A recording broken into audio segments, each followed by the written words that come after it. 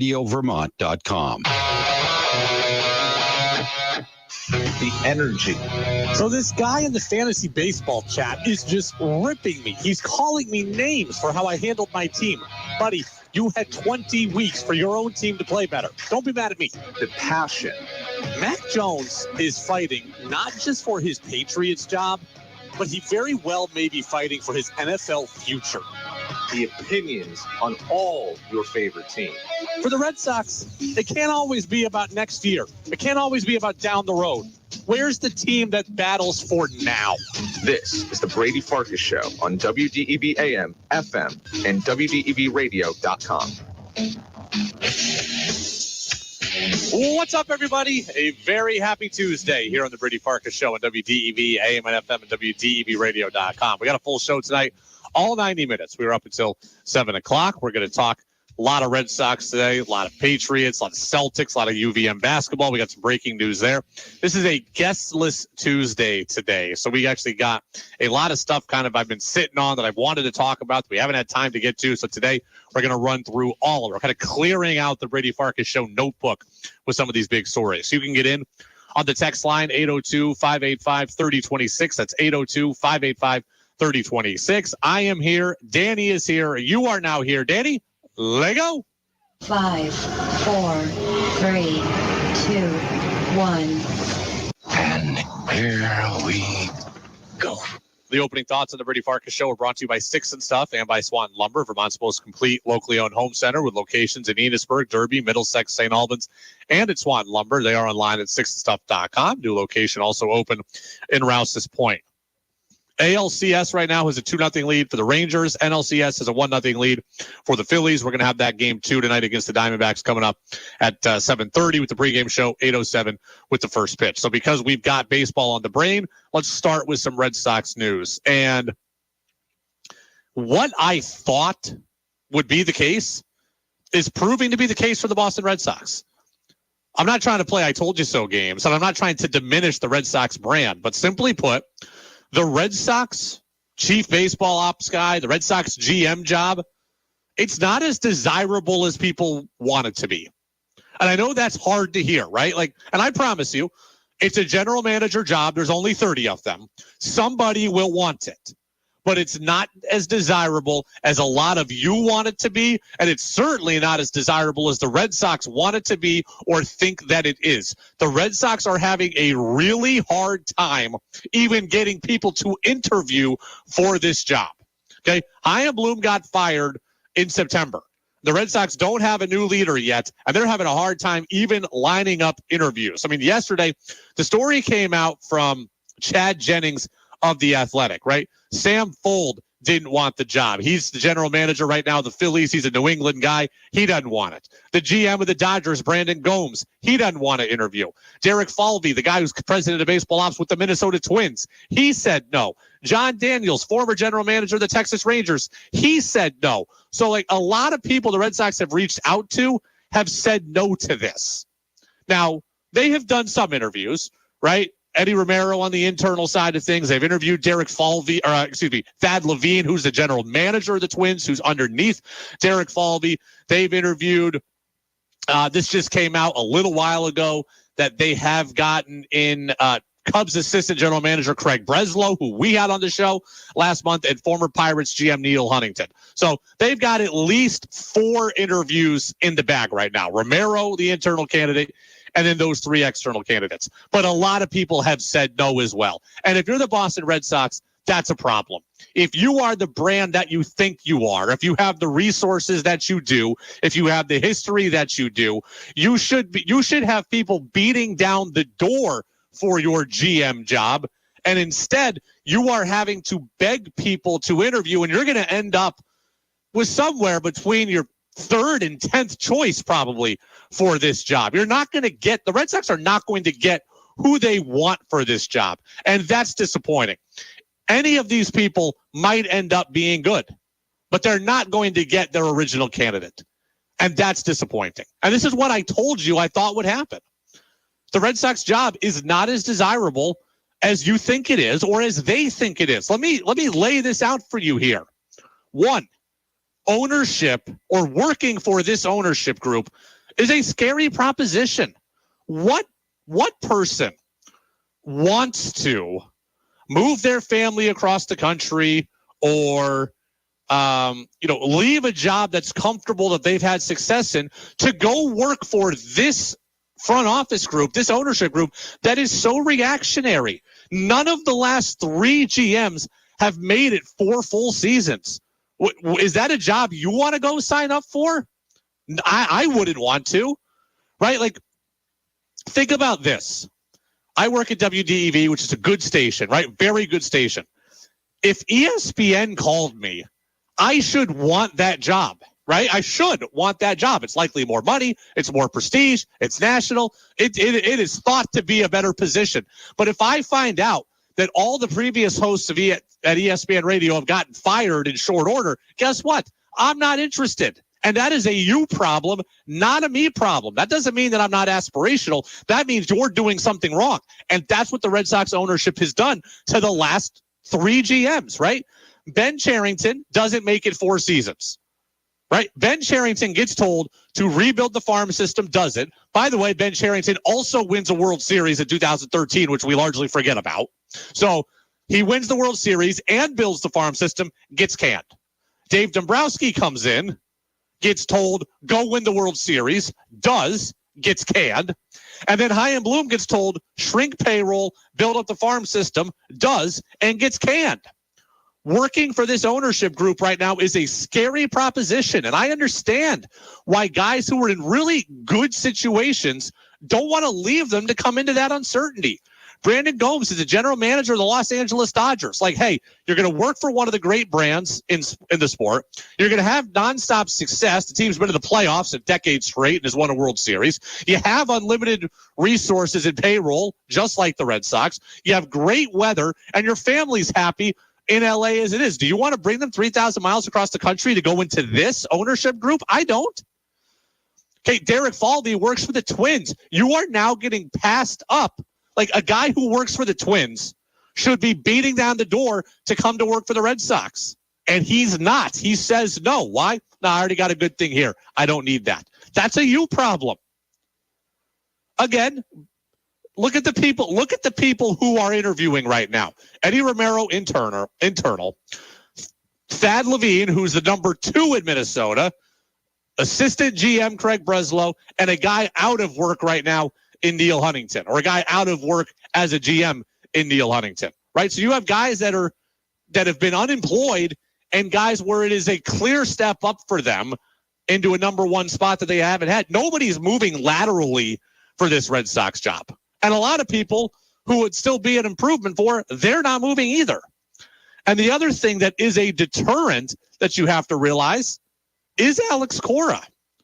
It's not that Alex Cora is a bad manager or a bad guy. In fact, I think he's a great guy, and I think he's a good manager. But it's very clear. The ownership group has made it very clear how important Alex Cora is to them. So do you want to move your family across the country, go into an unstable ownership group, and then know that when push comes to shove, you're going to lose the battle? I wouldn't want to. This job is not that desirable. And the Red Sox are not going to get the candidate that they want because of those reasons. Alex Cora is supposed to be a positive when you're hiring somebody, or supposed to be a positive to candidates. Hey, look, we already got a great manager in place. I think it's a negative because you very clearly would lose that power struggle. I'll never forget what Tyler Milliken of 98.5 The Sports Hub said to us a couple of months ago when we had him on. He said, it's been made very clear. Chaim Bloom worked for the Red Sox. Alex Cora is part of the family. Alex Cora is going to win those battles. So if you have a disagreement, a difference of opinion, a difference in strategy, Cora is the guy they're going to side with. And if your bosses don't have your back, I'm not taking the job. I don't want the job. And also, new guy comes in, he wants to create his own staff. New guy comes into Boston, he's inheriting the entire staff, and it's Alex Cora's staff. It's not a great situation. Not only have you finished last in 3 of the last 4 years, you have an unstable ownership group that doesn't know what they want when they want, that reacts to the fan base, that isn't consistent in its laying out of a plan, and you have a manager that wields as much or more power than you do and certainly has more clout than you do. That is not a winning situation. So I get why the Red Sox are having a hard time. I mean, look, John Daniels said no. Michael Hill, who's the old president of the Marlins baseball ops, he said no. Phillies GM Sam Fold, Brandon Gomes, he said no. And then Mike Hazen, who's the general manager of the Diamondbacks, decided to go and take an extension from them rather than come to Boston, where he previously worked. The Red Sox are reaching out to guys with Red Sox ties, and they're saying no. The Red Sox are reaching out to guys with New England ties, and they're saying no. They are not going to get what they want. And I told you the day that Chaim Bloom was fired, I'm angry at how ownership has handled this, because ownership has made this not a desirable job. This should be, with the Yankees and Dodgers and Cubs, one of the top 4 jobs in the entire sport. Great fan base, historic organization, historic ballpark, should be unlimited resources. This should be the crown jewel of baseball jobs. And guys who work with the Minnesota Twins are saying no to you. And I've heard Colin Cowherd say this for years, and it's true.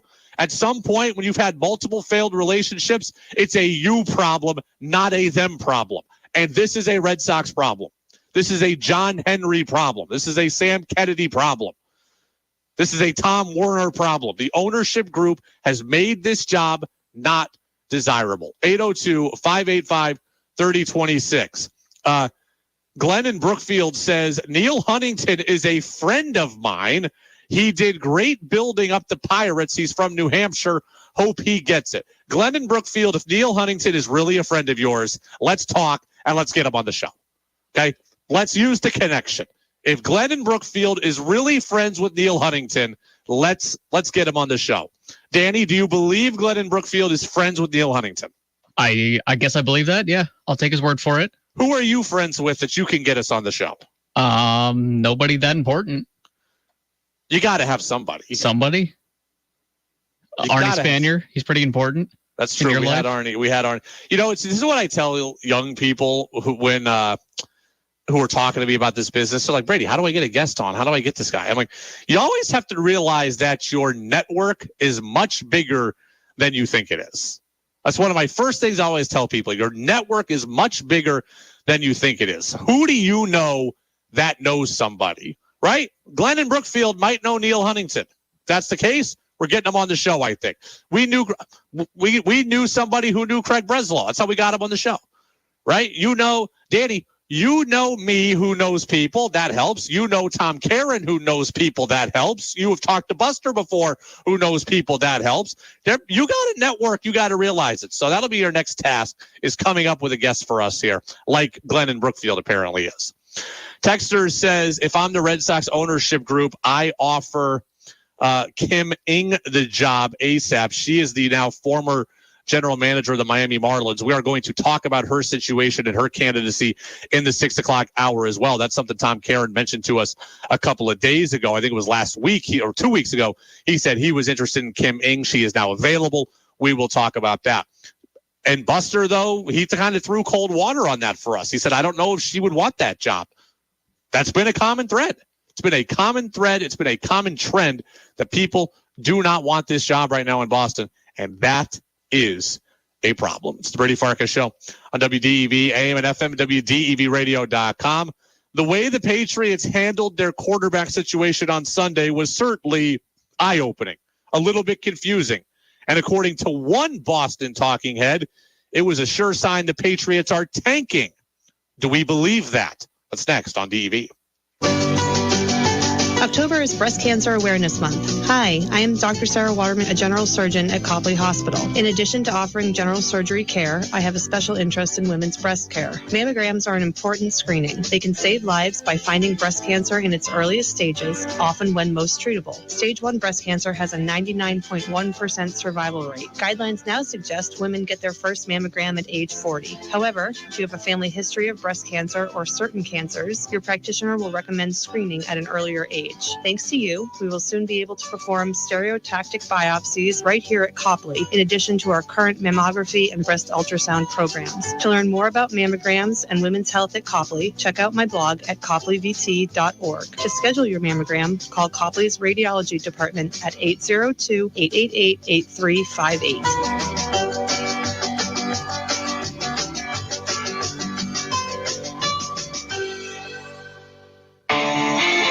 Vermont's most innovative companies will be at the Vermont Tech Jam, powered by 7 Days on Saturday, October 21st at Hula in Burlington. Looking for work? At the Tech Jam, you'll meet recruiters face-to-face. Beta Technologies will be there, and Marvell, Core Power, VIP, Data Innovations, and National Life, too. Put on some real pants, step away from your remote desk, and step onto Hula's Lakeside Tech campus.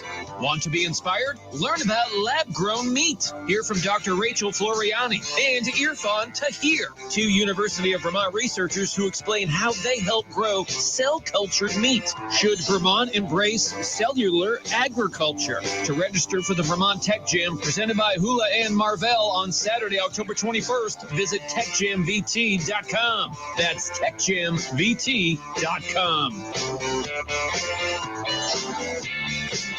Dio & Sons Trucking in Berlin are ready for you to join their team. Dio & Sons Trucking is looking for a Class A CDL truck driver to drive flatbed trailers while working locally with shift times generally 5 a.m. to 3 p.m. There's currently 2 openings for a box trailer operator from 6:30 p.m. to 5:30 a.m. They offer competitive wages, paid holidays, and paid vacations. To apply, email diosonstrucking@gmail.com or call them at 249-2921. Dio & Sons Trucking is an equal opportunity employer. Vermonters know they can depend on WDEV day to day and in times of crisis. Paul Costello expresses his thoughts on the importance of WDEV. WDEV, you guys stand for something, and you're like the heart and soul of community radio, and I love that, but, you really all have stepped up in such a great way. WDEV, in service to the community for 92 years. FM 96.1 and AM 550. Streaming at WDEVradio.com. Think you know sports better than Brady does? Text in with your thoughts at 802-585-3026.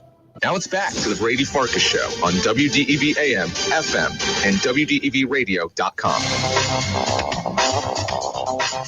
Welcome back in, Brady Farkas Show, right here on this Tuesday, WDEV AM and FM, WDEVradio.com. No guest today. We'll talk with Tom Caron of Nesson tomorrow. You'll hear a little bit from Freddie Coleman of ESPN Radio as well. So we'll do that tomorrow. A couple different interviews on the show. All right, I want to get to this thing on the Patriots. We talked a lot yesterday about the Malik Cunningham situation and why the Patriots handled their quarterback situation on Sunday the way that they did. Mike Felger of 98.5 The Sports Hub in Boston was on NBC Sports Boston yesterday and said he really thought the Patriots were sending a message on Sunday and how they handled things. The Patriots basically left themselves with no backup for 3/4 of this game. Again, for all intents and purposes, no real viable backup in case Mac Jones got hurt in the first 3/4 of the game, which when I heard that felt like, oh, they're tanking. They're tanking. I mean, if you're really dead set on winning a ball game, how do you leave yourself one quarterback for the first 3/4? Yeah, I don't think that's a tanking move. I think it's twofold. I think one, it's desperation, and two, it is Bill Belichick once again trying to outsmart the room.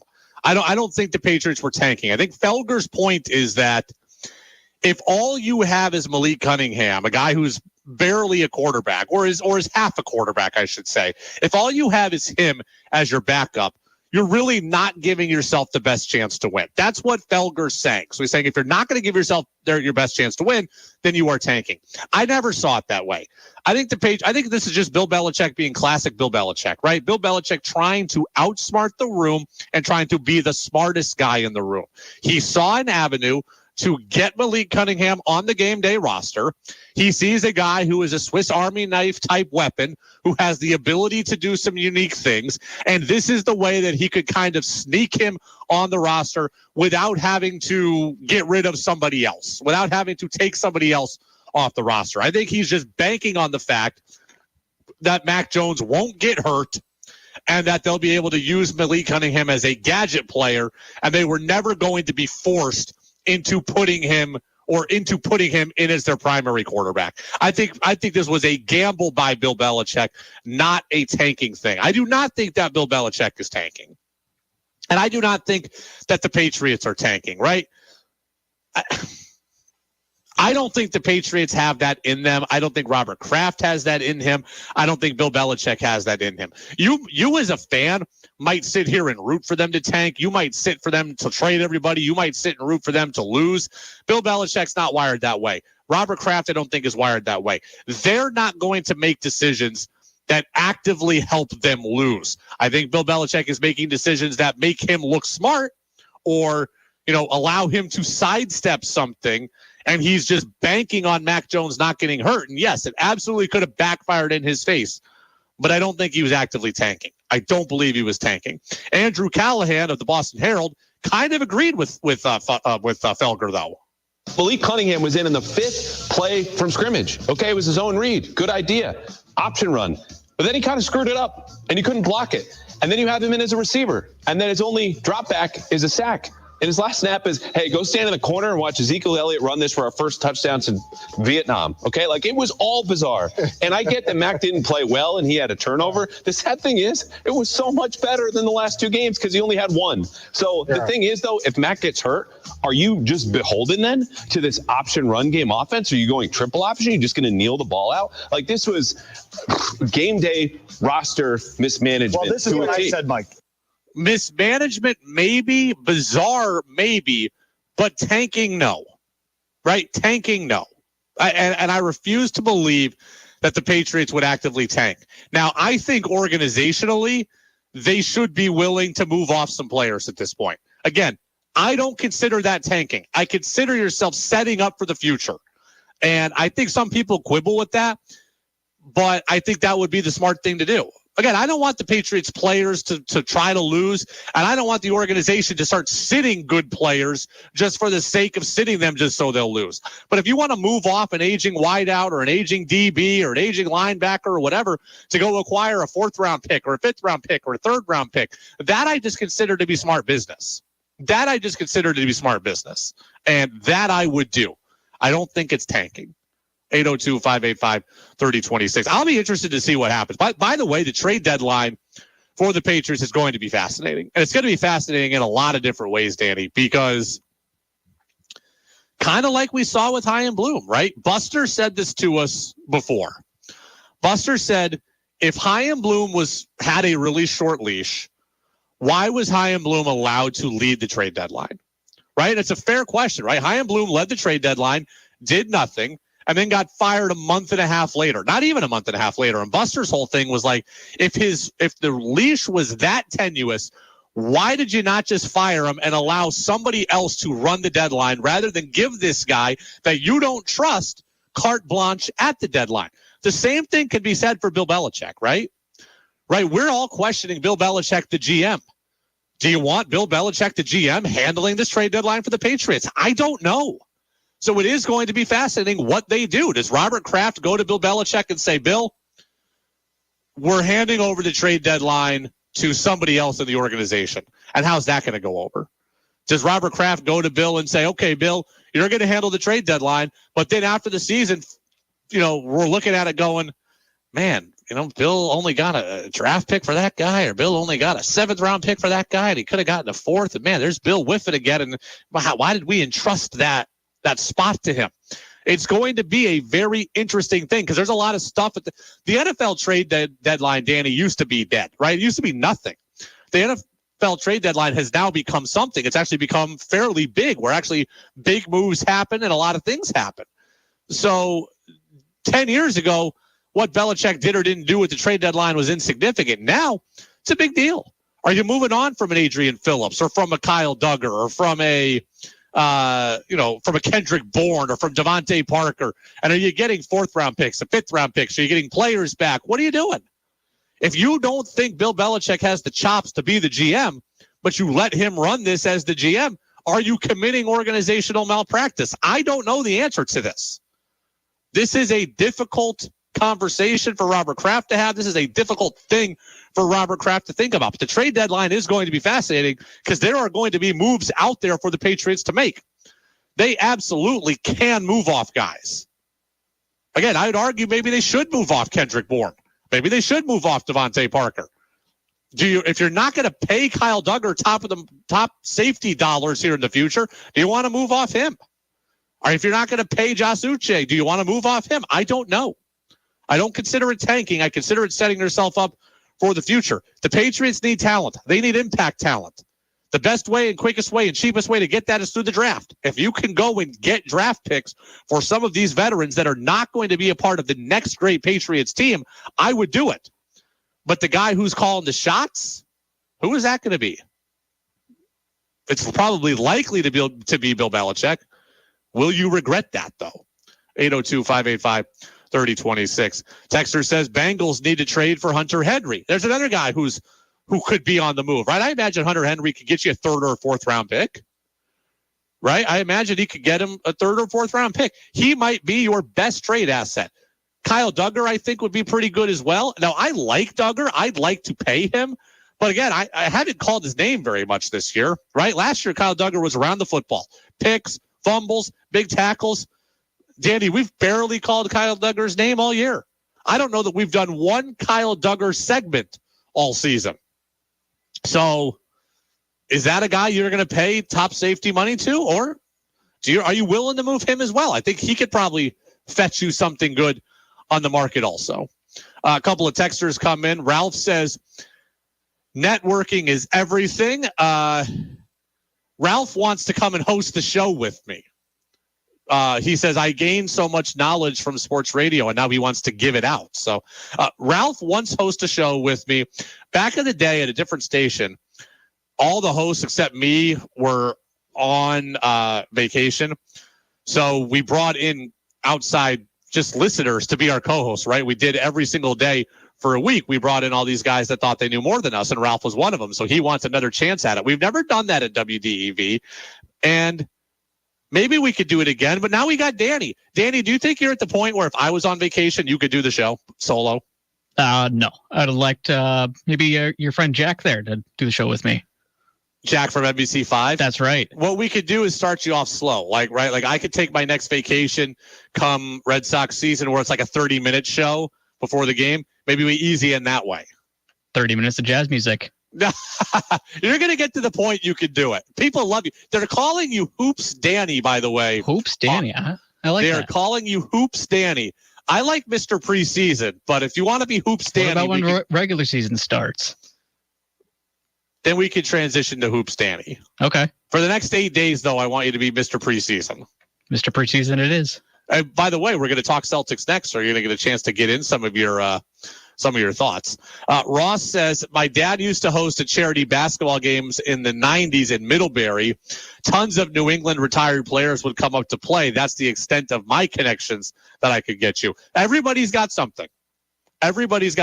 So that's good. All connections are good. I'm trying to think of like how I've made the connections that I've made. The best thing that I did early in my career was I would produce for guys in Albany, and they'd have me call people, and I would just write down all those phone numbers, right? Like that was the easiest, right? So like I got numbers of people who I never spoke to, but I have their contact info, and now I've been able to reach out to them. I also met a lot of radio producers from around the country, and we just started swapping numbers, right? Like they needed New England people for a Super Bowl, so I gave them some people. They had other people. It's like, okay, let's trade. And then I just call people up and up. Like I have a radio contact in Seattle. And so whenever it's rare that I need someone in Seattle or in the Northwest, but if I do, I reach out to them and say, hey, do you have this person? And oftentimes they do, and then I'll give them somebody else and just kind of work that game throughout. But everybody has got a network, and Glenn in Brookfield still tells us that Neil Huntington, the candidate for the Red Sox general manager job, former GM of the Pirates, now he's been working as an assistant for the Guardians. He says he's friends with him. And he's dropping some names that lead me to believe that he might be. So if you could do it, Glenn, we'll take Neil Huntington on the show. The return of Hoops Danny after the CBS News update. Why? Celtics have made a very intriguing hire. We'll talk about what it means next. This is WDEV. Vermont's news station, owned and operated by the Radio Vermont Group. From the top at Sugarbush at 96.1 FM, WDEV Warren and Waitsfield. In Barrie at 96.5. In Montpelier at 98.3. Along with our founding station, AM 550 WDEV Waterbury, Montpelier. Streaming at WDEVradio.com. 92 years of serving Vermont. The friendly pioneer, WDEV. This is CBS News on the Hour, presented by Indeed.com. I'm Monica Ricks. Israel's doubling down on claims that it launched a deadly airstrike on a hospital today in Gaza. Israel does not target hospitals, full stop. Israeli government spokesman Mark Reva says all indications point to Hamas. The attack killed at least 500 people. Military expert Jeff McCausland says this could escalate violence in the Middle East. A greater possibility for escalation, perhaps intervention by other outside groups such as Hezbollah in the north, greater violence on the West Bank with Palestinian militant groups, and greater threats perhaps by other outside actors, most notably the Iranians. Meantime, soldiers are on standby in Israel for a ground offensive against Hamas in Gaza. Yuval Appleboyam is an IDF combat officer. We have to sleep with our shoes on, with our uniform on. Experts say Israel's likely holding off on a full-scale attack until after President Biden's visit. He's set to meet with Israeli leaders, but as far as a planned summit is concerned, CBS News has learned that's been canceled. The House will hold another speaker vote tomorrow after a failed attempt by Ohio Republican Jim Jordan to win the gavel earlier today. How many rounds do you think this speaker vote's going to take? We need to get a speaker as soon as possible and get to work with the American people. Congress is at a standstill without a speaker. Former President Trump wasn't happy today that he got stuck at a civil fraud trial in New York City. I should be in Iowa now. I should be in New Hampshire now. I should be in South Carolina now or someplace else. Campaign. He also raged against a gag order in the case. Special prosecutors could recharge actor Alec Baldwin with involuntary manslaughter for a fatal movie set shooting in New Mexico in 2021. A grand jury will decide next month. GM self-driving cars may need more warning signs. WWJ reporter Jeff Gilbert's in Detroit. There have been 4 reports of pedestrian injuries and other near misses. Cruise says its automated vehicles have a better safety rating than those driven by humans. It's The Late Show with Stephen Colbert. Just 1 week back, and Late Show host Stephen Colbert is back home battling COVID. I woke up feeling not great, flaming throat, a little sweaty, coffee. I took one of those at-home tests, and it said that I am not pregnant. Then I took a COVID test, and it told me I am pregnant with COVID. He joked that he caught it from Swifties at the movies over the weekend. He'll do his show from home again tonight. Get well, Stephen. On Wall Street today, the Dow added 13 points. The Nasdaq was down 34. This is CBS News. You need to hire? Indeed is with you every step of the way, helping you attract, interview, and hire candidates all from one place. Visit Indeed.com/credit. It's easy to think all money managers are pretty much the same, but at Fisher Investments, we're clearly different. Different? How? You sell high commission investment products, right? No, Fisher Investments doesn't sell any commission-based investment products. Well, you must earn commissions on trades. Nope, never at Fisher. We're a fiduciary, obligated to act in our client's best interest. It's the highest standard of care for a financial advisor. How do you know what's in their best interest? We get to know our clients and then tailor a portfolio based on their goals and needs. But you probably sneak in some hidden and layered fees. No, we have one transparent management fee structured so we do better when our clients do better. Wow, you really do look out for your clients. That's because our top priority is helping them achieve a comfortable retirement. It might be why most of our clients come from other money managers. Visit FisherInvestments.com to find out why investors like you switch to us. Fisher Investments. Clearly different money management. Investments and securities involve the risk of loss. Travel and shopping sites are teaming up to battle fake reviews. Amazon, Glassdoor, and Trustpilot, along with travel companies Expedia, Booking.com, and TripAdvisor, say they're launching a group called Coalition for Trusted Reviews. The companies say it will look for best practices for hosting online reviews and share methods on how to detect the phony ones. Fake reviews have been a long-time problem for online marketplaces, much of it stoked by brokers who solicit fake customer reviews. The through social media in exchange for money and other benefits. Steve Kathan, CBS News. TikTok says it's stepping up efforts to flag and remove misinformation and hate that stems from the war in the Middle East. It's hiring more Arabic and Hebrew speakers to moderate content and improve software to detect graphic and violent videos. TikTok says it's removed 500,000 videos over the last week and shut down thousands of live streams. Monica Ricks, CBS News. Make your opinion heard by texting onto the Brady Farkas Show at 802-585-3026. Now it's back to the Brady Farkas Show on WDEV AM, FM, and WDEVradio.com. Welcome back in, Brady Farkas Show right here on WDEV AM and FM, WDEVradio.com. Texters come up with another name. Danny, they also want to call you Hoops Danny. I don't know that I like that. I like Danny Hoops better if we were going with that. We can go either, but I prefer Mr. By the way, Mr. Preseason back in action tonight. What do you do in this scenario? You got Knicks Celtics tonight, 7:30. You won't even be home until after the show, until at least 7:30. So are you watching it right from the first minute, or are you okay missing a few minutes, or are you taping the game already? Oh, it'll be taped, so I can miss a few minutes and catch up. No problem there. Celtics and Knicks for the 74th time this preseason. And then, by the way, they're going to do it all for real 1 week from tomorrow when they open up the season together. This is what I hate. I really do hate when teams play the preseason opponents and then play them right away in the season. It's not the NFL because, in the NBA, you're playing everybody anyway, so you're going to have some natural crossover. But do the Celtics need to play the Knicks twice in the preseason and then open up with them? Is it the world's biggest deal? No, it's just a stupid annoyance of me. And I understand there's a regional thing to it, so you don't want to have to travel much. But you're telling me they couldn't play Washington instead of the Knicks here in the preseason? They couldn't play Brooklyn in the preseason instead of the Knicks? They're going to open up with the Knicks on October 25th. I will have seen the Knicks 3 times in the span of 2.5 weeks, and that's more than I ever need to see the Knicks. You'll know their whole roster, though. I will know their whole roster. I probably won't care about it, though, beyond Bridges Brunson rather, and Randall. So no Evan Fournier. Come on, Evan Fournier, international legend. Evan Fournier, right? Team France. Cup of coffee with the Celtics.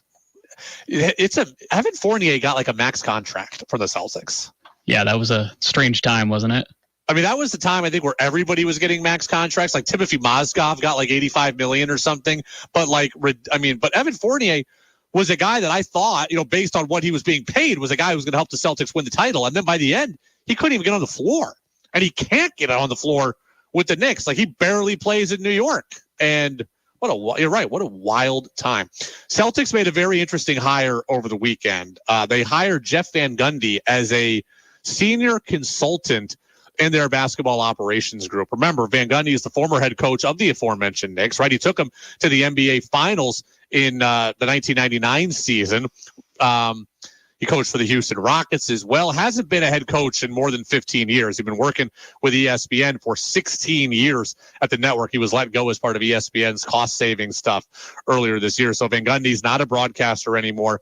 He is now back in coaching, and he's been around coaching, right? He's done some Team USA stuff. So here he is, a senior consultant in their basketball operations group.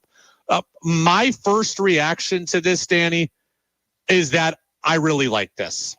And I don't want to be naive, and I don't want to pretend like I know more than I actually do. I can't tell you all of what Van Gundy's going to do. He's going to spend some time in Boston. He's going to spend some time in Maine with the G League team. He's not going to be on the court that much. It's more of a front office thing. They're going to run some things by him. They just want him to be an extra set of eyes. My first reaction is that I love this. I am for bringing smart people into my organization, and I am for giving Joe Mazzulla and giving Brad Stevens as much help as possible. As smart as we think they might be, or as good as we think they might be, they are very young in their positions. And to have somebody in-house organizationally who you can bounce things off of, who has seen certain scenarios, who now clearly knows the league at a very broad level through 16 years of broadcasting, I think that's smart. What was the biggest concern last year about the Celtics? Well, it was that they weren't very experienced on their bench, right? They lost Will Hardy as their lead assistant coach last year before the year. He goes to Utah and becomes the head coach. Then you lose Damon Stoudemire in the season, who's your top assistant left, and he becomes the head coach at Georgia Tech, runs his own college program. So there wasn't a lot left there to help Joe Mazzulla on the bench. Now you've got Sam Cassell on that staff, and that's a good set of eyes who's got a lot of coaching experience, a former NBA point guard, played in Boston, was good for the Celtics or was part of good teams for the Celtics. And you have NBA champion. NBA champion, Sam Cassell, that's right. So then now you have Van Gundy, who comes in, and yes, he can help Mazzulla if Mazzulla needs it, but he's seen the whole league. He's 61 years old. And he can help Brad Stevens as well. I think Brad Stevens is doing a good job. I think he's done a good job now over the course of an offseason at reshaping this roster. I think Brad Stevens certainly appears to have the chops for this job. But Jeff Van Gundy is, 15 years his senior. And he's got 15 years more experience there. So I'm all for putting people in that have experience, that have different experiences, that have different viewpoints, and that can help your organization. The Boston Celtics are trying to win an NBA title, and it's that simple, right? And that is the only thing that matters now for the Boston Celtics. The pressure is there, the expectation is there, the roster is there, the contract situations are set where you feel pretty good about where this team is at. You've swung for the fences. You've made the big moves. Everything is in place. I want no stone left unturned, and this feels like a no stone left unturned move. You've got the coaching staff now more solidified. You've got the front office more solidified. You've got your roster solidified. You've taken the big swings, and this thing is there for the taking for you. So, Danny, my first reaction is that I like it. Is it a big deal? I don't know that it's major, but it's certainly not no deal, right? Anytime you're bringing in somebody with his level of experience and his level of knowledge, I think that is something. Is that going to be the thing that wins them the title? No. But if he, over the course of the year, offers one bit of helpful advice to Brad Stevens or Joe Mazzulla, then it's an absolute win for me. Do you see it the same way as me, or am I making too big a deal about this? No, I agree. I don't think he's going to be doing like press conferences or anything, but being in an advisory role and not being like right behind him on the bench and breathing down Joe Mazzulla's neck or anything like that, it's just good to have an extra set of eyes in there. Somebody who's been watching basketball the entire time he hasn't been coaching, right? So he's on the broadcast. He knows the modern NBA. Like you said, with Team USA, like that's a valuable piece to have around the organization. Interesting you said that. Peter in Williston says the Van Gundy hire to me is crazy because now Mazzulla has a legit replacement in-house. That's weird, and I hope it doesn't escalate to that scenario. See, Danny, that never crossed my mind, actually. That never crossed my mind. Is that something that crossed your mind? No, not at all. Okay. Because I don't think Brad would do it if it would be that kind of conflict. You've already got that guy in-house, and that guy is Brad Stevens, right? Like if Brad Stevens... And Brad said he wouldn't step down last year when the whole Ime thing went down. So fair, but like Joe Mazzulla has to know that if he was going to be replaced by a coach in the building, there was already a guy there that could have done that. Despite what Brad Stevens says, Brad Stevens could always have been that guy on his own, right? We saw Pat Riley come down from the rafters or come down from the bleachers in Miami to do the same thing, right? And that was hanging control over. Freak, though. Yes, and that's different than Brad. And you're right about that. And that's a fair point. But I'm just saying, if I'm Mazzulla, I'm not feeling real threatened by Van Gundy because I've already had this scenario for a year with Brad Stevens and had Brad not do this himself, had Brad believe in me. And Jeff Van Gundy, as much as he knows the game, as much as I appreciate his viewpoint, he hasn't coached in 16 years. He hasn't coached in the NBA in 16 years. Yes, he's been around the game. Yes, he's gone for Team USA. Yes, he has a relationship with some of the Celtics players through Team USA. But still, he hasn't coached in the NBA in 16 years, and he hasn't gone through the coaching grind of an NBA season in 16 years. I don't think that would be a logical move anyways. Like, that is not something that worries me at all. And while I think Peter is smart to bring up different ideas in different scenarios, that's never something that crossed my mind. Texter says you are making too much of this. It is just an extra set of eyes. Well, That's fine. You know what I was secretly hoping for? What's that? TNT to hire him and have a whole Van Gundy broadcast. How about we need to get Stan on the show? You know, Stan used to coach at Castleton. Yes, right? that's where he started. And yes, UVM, he was an assistant, right? Yes, and he's in the Hall of Fame. We need to get Stan Van Gundy. We talk about our network. We got Coach Brennan, right? Brennan's our guy. We love Brennan. Brennan loves us. He's got to have SVG's number, right? Oh, he's got to. So we're going to have to get, one, we got to get Brendan on the show again, period. And two, we got to get Van Gundy on the show through this. We got to get a little dirt there. I know people in this state have had Van Gundy on before, Stan Van Gundy on before. I've never had him on. I have never spoken to Stan Van Gundy. So I'm going to do my best to try to make that happen as we get closer to the season. We're only 8 days away from the opener right now. But yeah, look, having an extra set of eyes is good. An extra set of experienced eyes is good. I appreciate having Van Gundy there. And Danny, we got the Chris Forsberg sound from NBC Sports Boston. This is basically what he has said as well.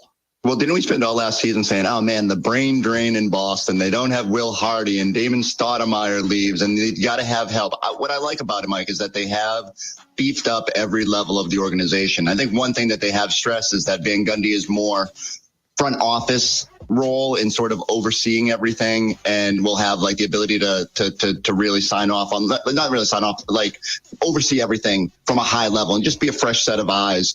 Yes, and that's good to me. Right? More front office, not breathing down Missoula's neck, ability to be there to bounce things off of, going to help us maybe the development of G League players, which whether you value that or not, that is an important thing for individual players, and it's an important thing for the organization and for the health of the organization, just to have other guys to possibly turn to. So I'm for this. And I like what Forsberg said there too, Danny, about beefing up every aspect of the organization, leaving no stone unturned, right? I do not want the Celtics to look back at this season and say, we could have done something else to win a title. They've upgraded the roster. They've upgraded the coaching staff. Now they've helped in the front office. They are doing everything, right? They may not win the title based on injuries or some other team getting hot, but they're not going to not win the title because they weren't prepared or they weren't willing to make the moves. And I can appreciate that and have respect for that. I also really liked what I'm hearing. I've also really liked what I've heard so far this preseason out of Celtics players, right? Stuff from Porzingis about how much he's wanted to be in Boston, stuff from Derek White, stuff from Jaylen Brown. And I really liked what I heard from Drew Holiday yesterday, Danny, about the competitiveness of this team. I mean, it's been fun. We are pretty guard heavy. A lot of defensive guys, a lot of offensive guys, but you see the top dogs going at it. You see Jalen and JT going at it, and then you might see Peyton and JB going at it. You see D. White and me going at it. So it's obviously an environment for winning. It's an environment for to have a competitive nature and again, to get upset and make your teammates better. You know, I tend to be a guy, one of my resolutions in this business is I tend to be a guy who gets overly excited by sound bites, right? Like you can feed me lines and I eat that up, right? Like I eat up the press conference speak. That's why I tend to love every head coaching press conference when a guy gets hired. I've always been that way, right? You throw me the right buzzwords and I get excited. I'm trying to not do that anymore. I'm trying to be, as I've said, I'm trying to be more show me, don't tell me guy. In the past, I've been tell me guy, and I haven't cared as much about the show me until it's too late. I'm trying to be more show than tell. That said, what Drew Holiday's selling there, I'm buying. I love the idea of how competitive this team is. And, well, Brady, they're pro athletes. Of course, they're competitive. Not necessarily, okay? Not every pro athlete loves their sport. Not every pro athlete loves the grind. Just like not every employee in your business loves what they do. They may be good at it. It may pay them well. It may come with nice perks, but they don't all love it, right? And some of them do just punch in and punch out. That happens in your business. I'm sure it happens in mine. But Jokic doesn't like basketball. Is that what he didn't say that? Not exactly, but he wanted more of his summer off. Yes, winning the NBA championship was not good for him, apparently. He said he was tired and wanted to go to sleep or something like that. That was the other thing he said after the Nuggets won the title last year. But I love this idea that I think this Celtics team truly feels locked in early. And I think a lot of teams feel excited in preseason, right? It's always a fresh start, a first day of school type feeling. This Celtics team feels truly locked in, and they truly feel like they are on a mission. Again, they're saying the right thing. Now you have to go out and prove it. But this team has me believing that they do have, as we all like to say now, that dog in them, right? Like Jaylen Brown seems to have that dog in him. We've seen that. Drew Holiday, I've seen it from afar. I believe he's going to bring the Marcus Smart level competitiveness to this roster. Derek White is a guy who's very quietly one of the better players in the NBA. Now, he was left off the NBA's top 100 list, but he's not that far outside the top 100. Peyton Pritchard, we've seen play well in the 3 preseason games. We've heard a lot about his development.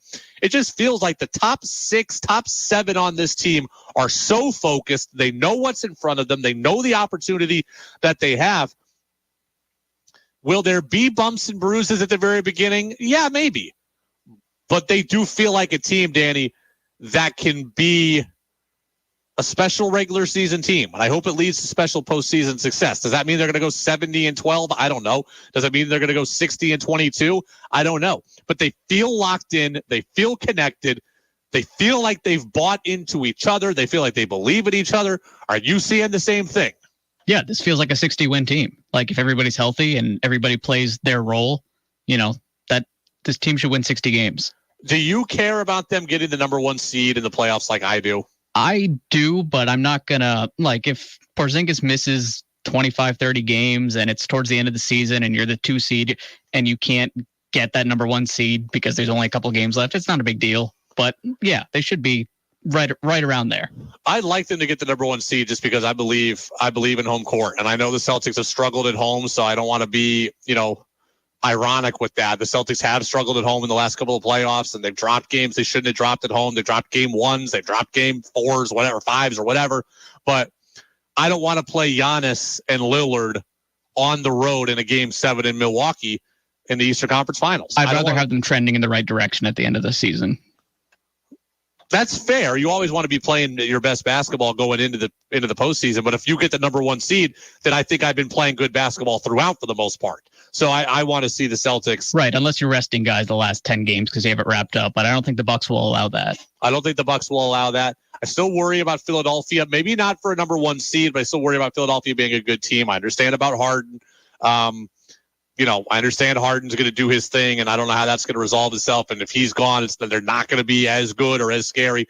But Embiid, I like the Sixers in the regular season, and I think they could present you some problems. So I would like to see the Celtics get that number 1 seed. It is the Brady Farkas Show, WDEV, AM and FM, WDEVradio.com. Celtics and Knicks tonight.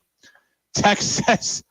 Let's talk about the Yankees. The answer to that is no.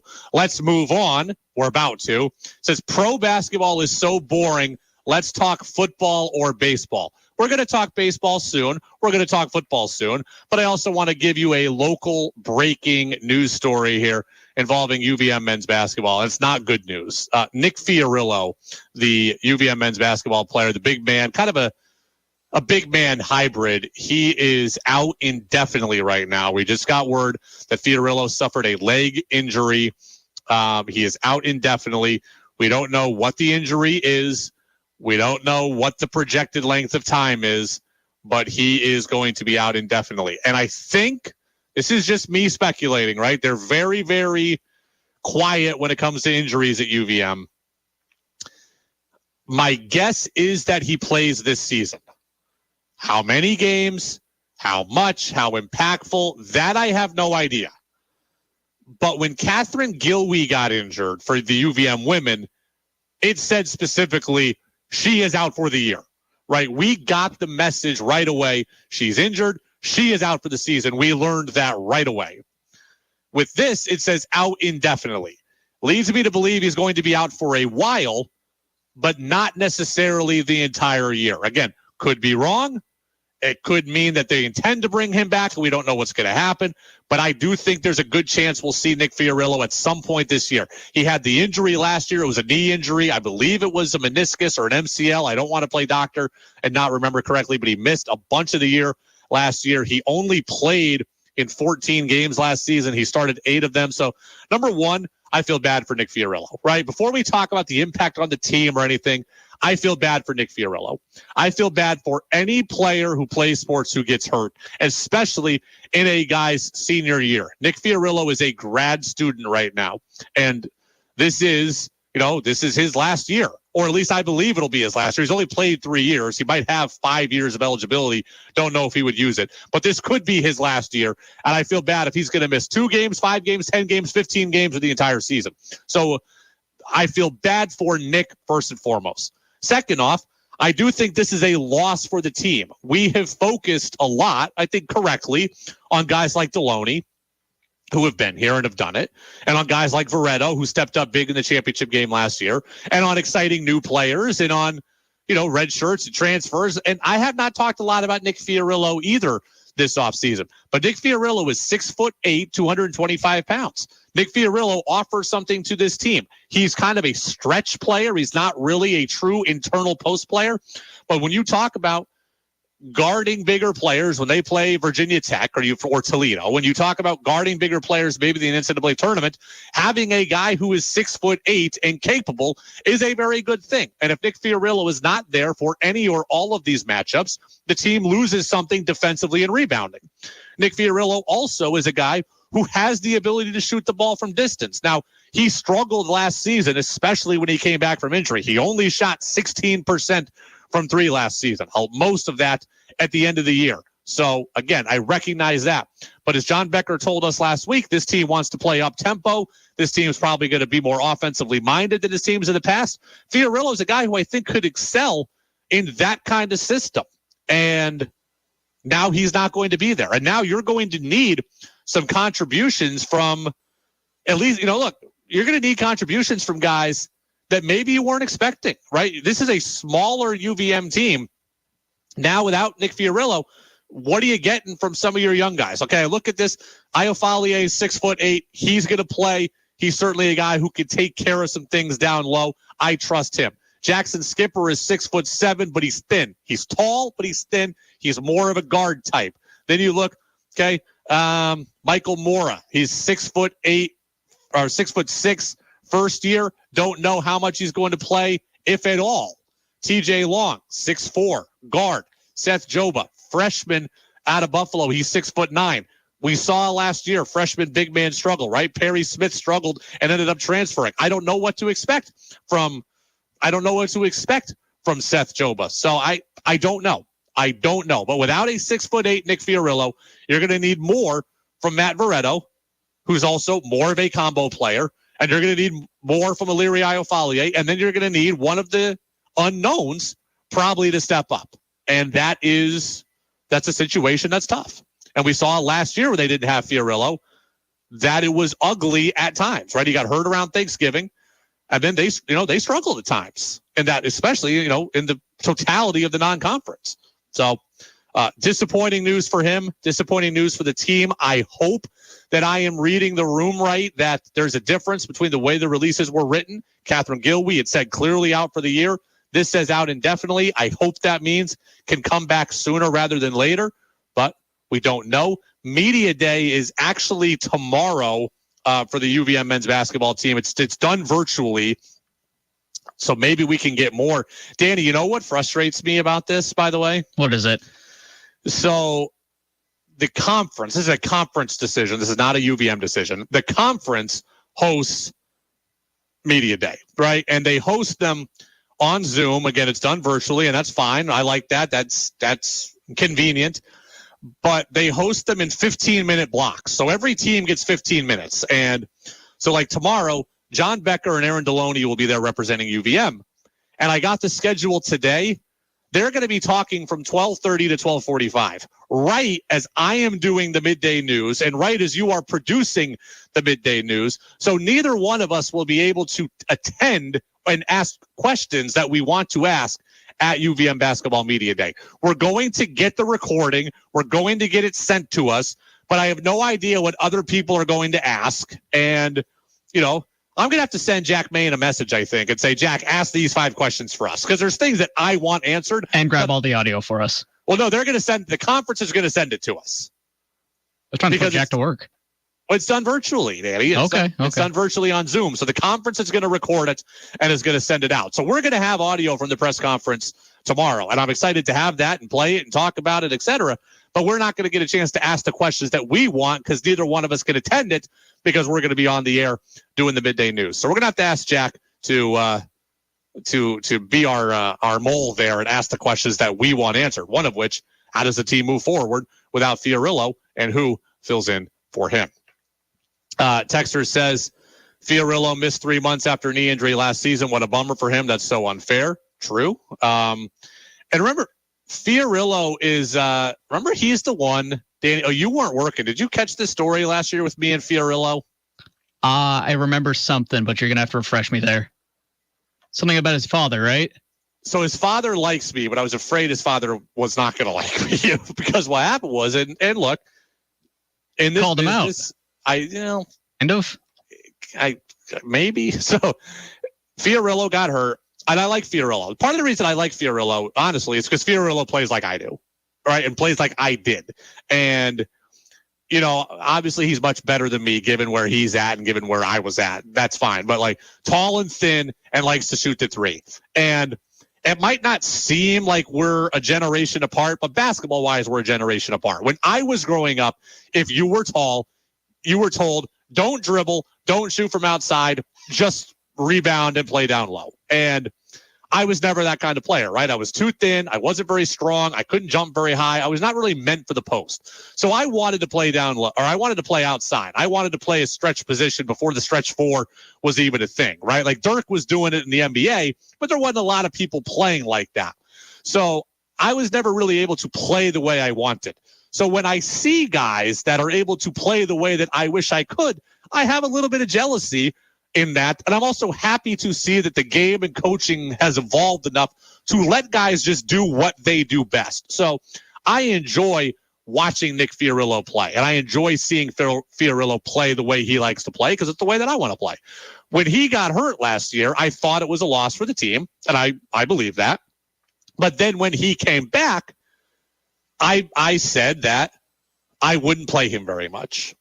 And I said I wouldn't play him very much because he had been injured. He had missed 3 months, and the team was trying to win an America East Conference title, and they couldn't really afford to let a guy kind of reacclimate back into the lineup who hadn't played. Likely they had to go with the guys who were the best right then and couldn't really afford to be given time to a guy who hadn't played very much.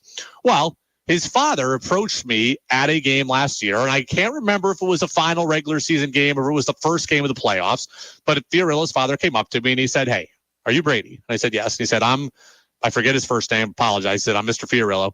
He goes, "I heard your comments." And I thought, like, at first, I'm like, this is a big dude, right? Like, strong guy. And I'm like, "You heard my comments." And I'm like, "Is this going to be a good or a bad follow-up here?" And he goes, "I got to tell you, I think you're great at what you do." And we ended up now becoming friendly with each other to where we'll talk whenever I see him at Patrick Gym.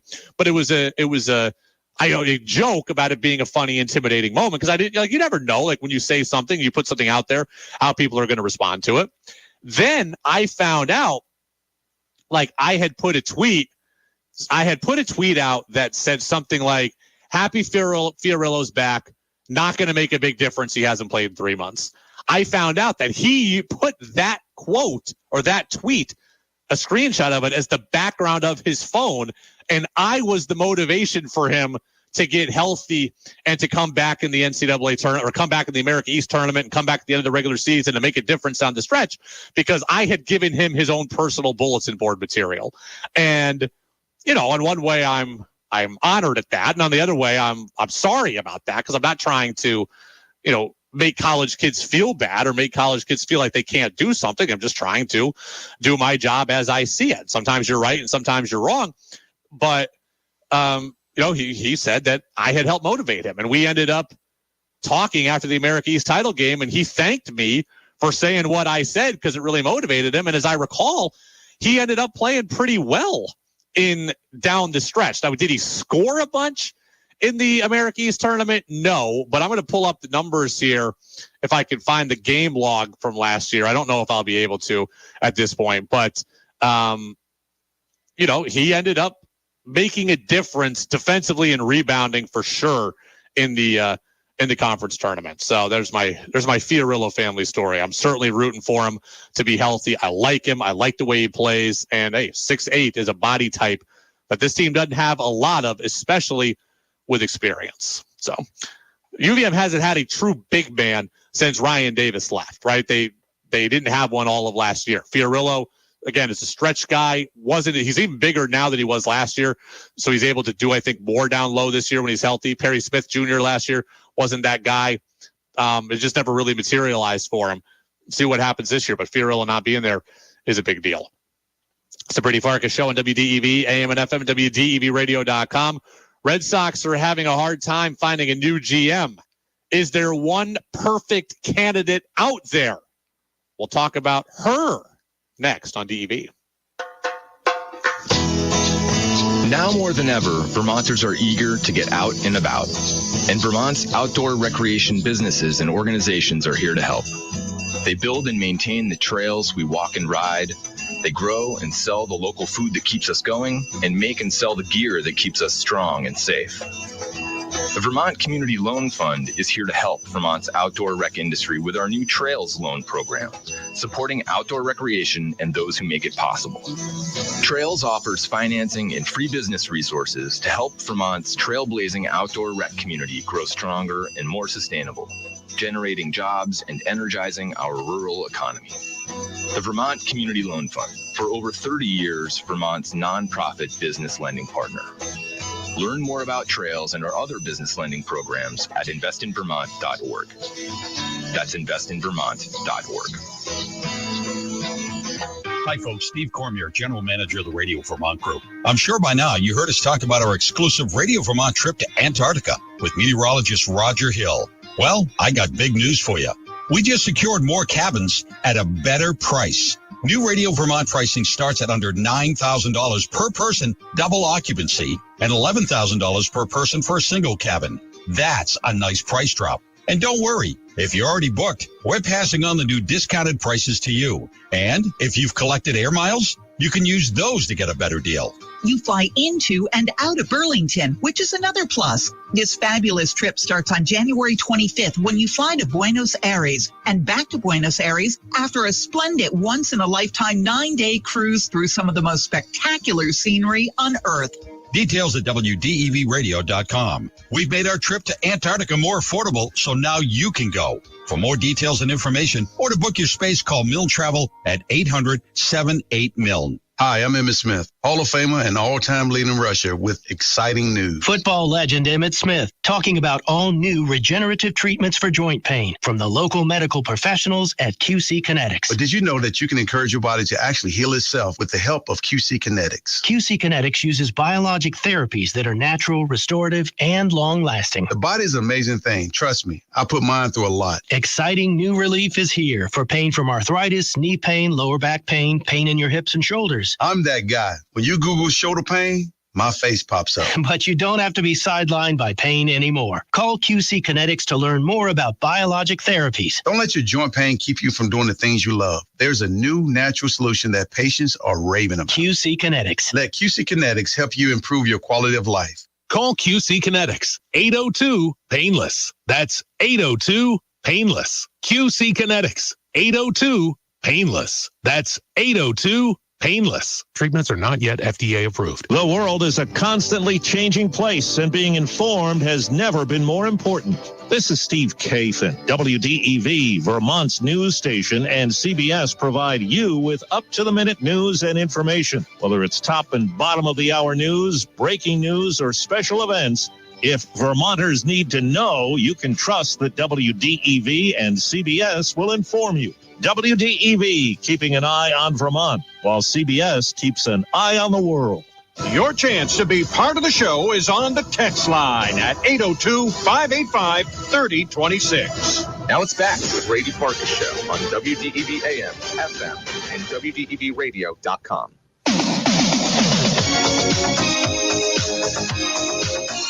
Welcome back in. Brady Farkas Show right here on WDEV, AM and FM, and WDEVradio.com. Before I get to the Red Sox and the general manager situation, Danny, have you been keeping up on your Seinfeld watching? Where are you at right now?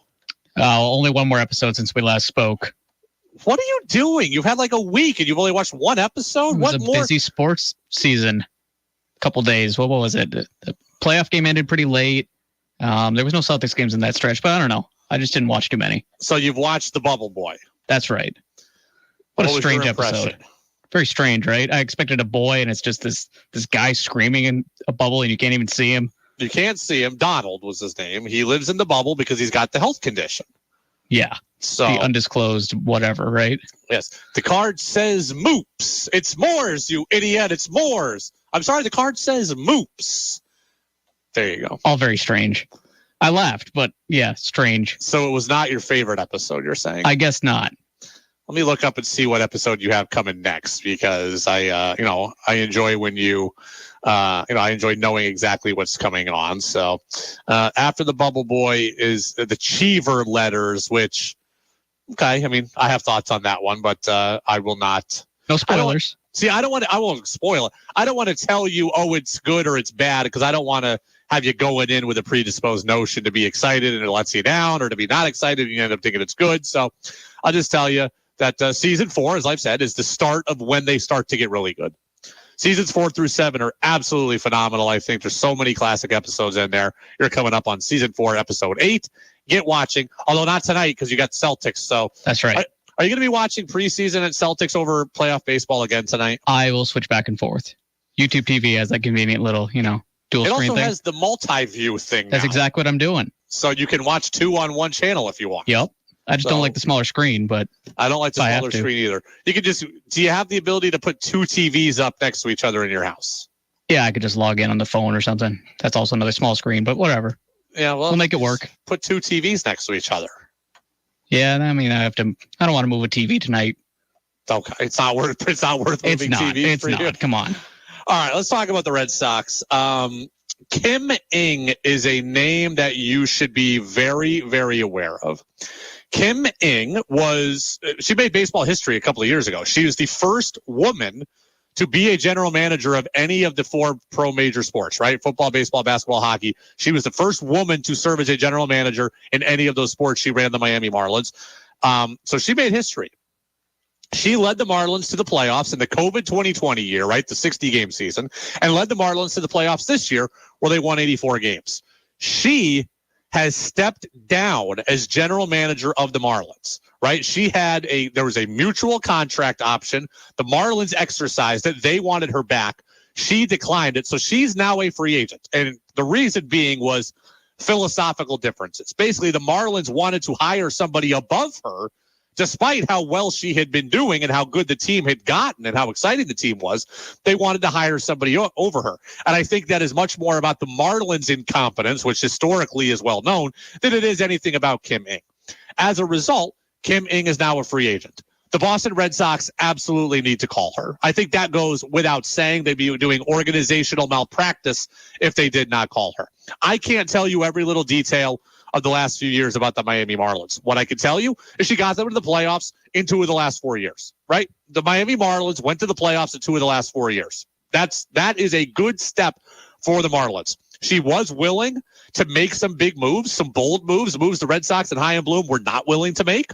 And she did it with a cash-strapped payroll, right? She traded Pablo Lopez, a good starting pitcher, for Luis Ariz in a 1-for-1 straight-up deal, and Ariz won a batting title in Miami. She went after it at the trade deadline, acquiring Josh Bell, acquiring Jake Berger, acquiring David Robertson to help the Marlins get to the playoffs. So she clearly has an idea of what good baseball players look like. She still clearly has an idea of what a clubhouse needs around the trade deadline, and clearly isn't afraid to pull the trigger, all things in which Chaim Bloom reportedly struggled with, at least while he was with the Red Sox. So you have to make this phone call.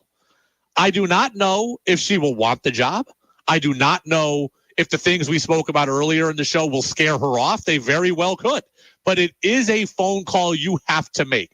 Now, for what it's worth, Tom Caron of Nesson was with us last week, and he said he wanted Kim Ng before any of this happened. Like, he wanted Kim Ng to be the general manager of the Red Sox, thought maybe that she would be a good fit in Boston. I think she probably would be. But again, there are questions to be had. One, if she had philosophical differences in Miami about kind of being in conflict with somebody in the front office, does she want to navigate the Alex Cora relationship? She would be above Alex Cora, but Alex Cora clearly has the power. So does she want to, she's leaving a situation where they try to give power to somebody else. Does she want to come into a situation where Alex Cora also has maybe as much or more power than she does? I don't know. It's a fair question. It's also a fair question about, does she want to step into a much bigger market? Not everybody wants that kind of spotlight. And I'm not saying anything bad or disparaging about her.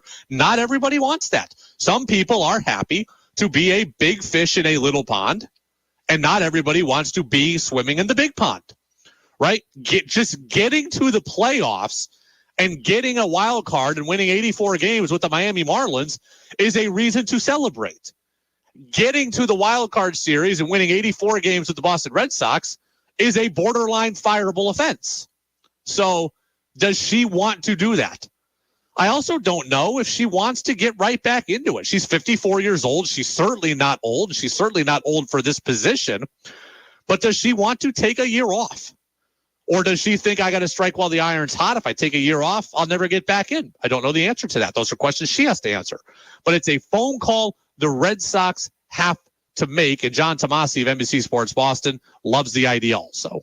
I think there's a lot to like. You look at the Marlins, a 67-win team a couple of years ago in the playoffs this year, and you can point to moves that she made, aggressive moves, trading for Luis Arraez, batting champ in the NL, trades away a really good pitcher, Pablo Lopez, who got extended by the Twins. No regrets there. Her trade deadline, we talked about Heimblum doing nothing. She went out and got Jake Berger, who was one of the most impactful players traded at that deadline, Josh Bell, David Robertson. So she put the Marlins in a position to go get that wild card, and they did it. Yeah, they did it. Yes, they got swept. But again, just getting there is an accomplishment for the Marlins. We will see what happens, but it's a phone call you have to make. We'll have TC on the show coming up tomorrow, 5:45. We'll also hear from Freddie, I think, tomorrow as well. We're going to have Buster this week, so there's going to be a lot to get to baseball-wise here over the course of the next couple of days. The Red Sox job, to me, is not that desirable. Here's a key difference, though, Danny, about the Kim Ng situation. Kim Ng doesn't have a job right now, right? She is unemployed as of today. So the other people that haven't wanted the Red Sox job, they have all decided their current gigs are better than the Red Sox. Kim Ng doesn't have a current gig. So if she seeks employment in 2024, the Red Sox very well might be the best thing that's out there. Not every, again, John Daniels not wanting to leave his job with the Rays can understand that. He thinks that's a better situation.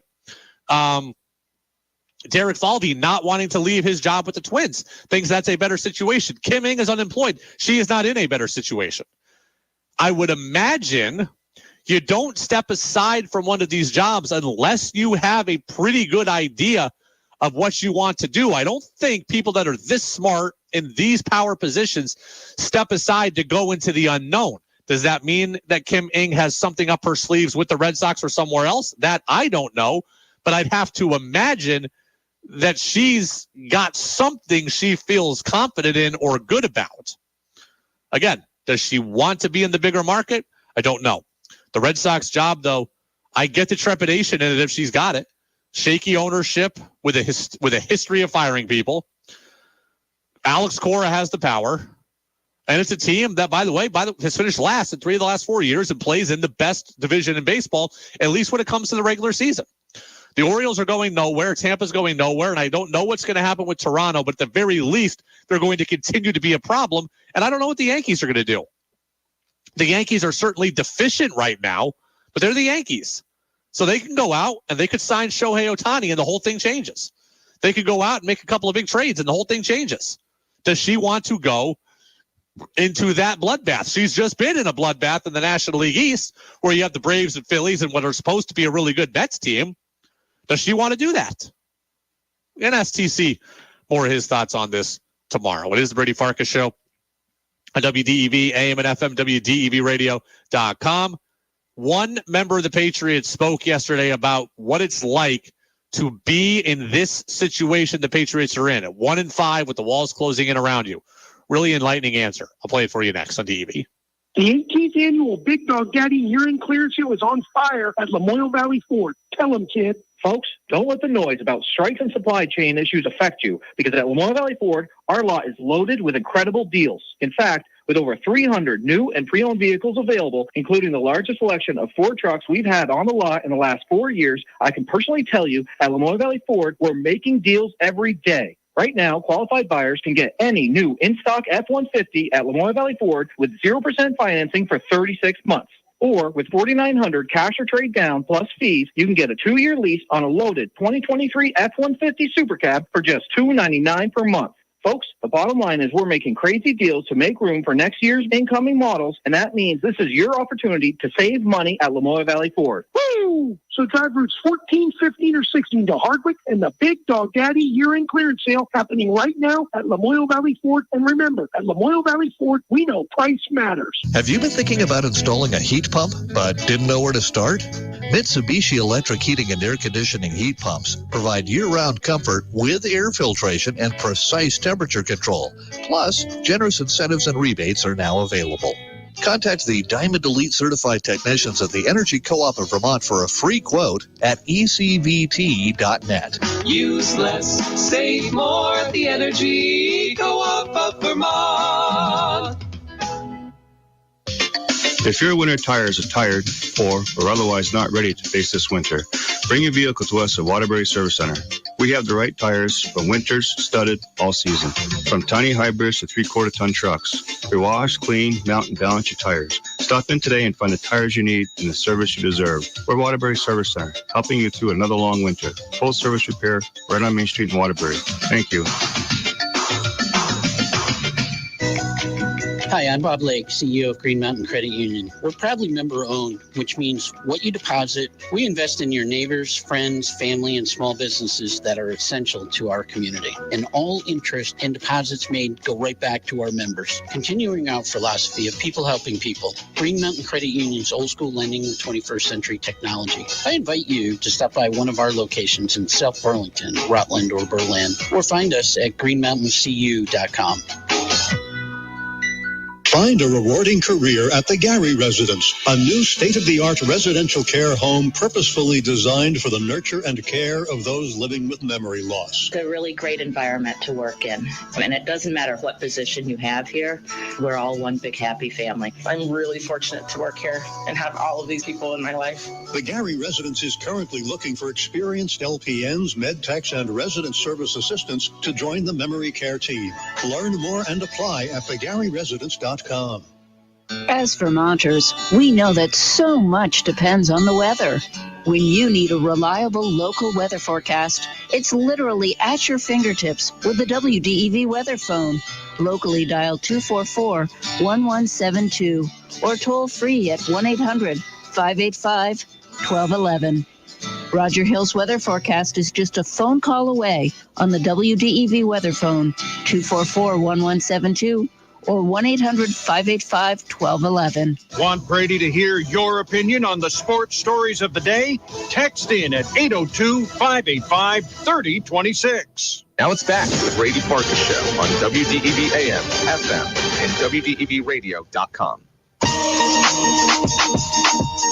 Welcome back in, Brady Farkas Show, right here on WDEV AM and FM and WDEVradio.com. Couple of minutes left. We'll have some jazz music from 7:10 till 7:30, and then we'll have Game 3 of the series between the Phillies or Game 2 of the series rather between the Phillies and the Diamondbacks. Phillies have a 1-0 series lead in that one. That is the National League Championship Series. Interesting comments from Matthew Slater yesterday. He was on WEEI, and Danny, he was asked about what it's like to lead or be a team leader during these times of struggle. Oh, absolutely. I mean, it's very challenging to lead in times like this. Anyone can lead when things are going well. Everything's falling into place. Almost anyone can lead with some sort of success. But when you're doing it in circumstances like this, it's challenging. And I think it really tests your character. It really tests who you are as a man and your consistency. He also said he thinks it's a great opportunity for himself to lead a team in these situations. And you know what? I believe him. It's a thoughtful answer. That's why Matthew Slater is one of the best, right? That's why he is one of our favorite Patriots. That's why he's one of everybody's favorite Patriots. He's a nice guy. He's a likable guy. He's a affable guy. He responds to the media well, and he gives you a thoughtful answer. I believe what Matthew Slater says. I truly think he believes that. I think he's going to make the best out of every situation possible. Even though this team is 1-5, I think this is something that's going to set up Matthew Slater well for his future life. He's talked about wanting to be a minister. He certainly sounds like a minister would sound, a guy who could command the podium.